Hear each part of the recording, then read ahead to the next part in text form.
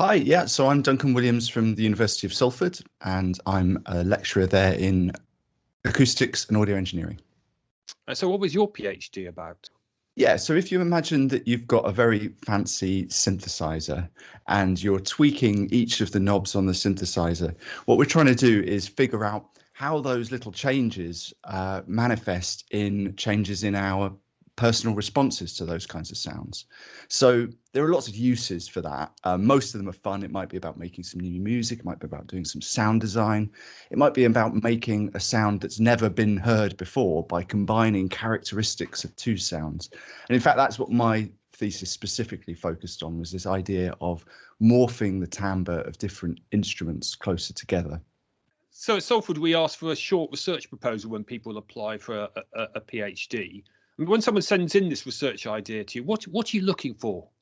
When I see a research proposal, I don't think it has to be a fully formed, planned out idea. What I'm looking for is a bit of a story about where the ideas come from, where the applicant wants to go with it, and which directions they find interesting and exciting, and where that's come from. So my general idea for research projects in psychoacoustics, PhD projects in psychoacoustics or signal processing, is that we want to do one of two things.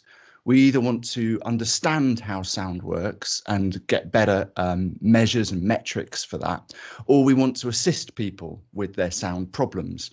And whether that's we want to make new technology for selecting music automatically, or for generating music in a emotionally congruous way, for example, playing video games, or we want to help people mediate their noise issues. But I'm looking for a story and an idea, and the hope that that applicant has this intention to really get to grips with sound and to understand or to assist people with it. And what sort of background are you looking for then in applicants? So you're dealing maybe with music, or you're dealing with noise problems? So the background that I would look for could be very varied. It could be that you've done an undergraduate degree in computer science, but that your thesis at that level focused on some aspect of sound or music. It could be that you've done acoustics and that you're interested in specific types of noise measurement. I don't tend to work with general noise measurement, but more with biophysiological reactions or psychometric evaluations of noise.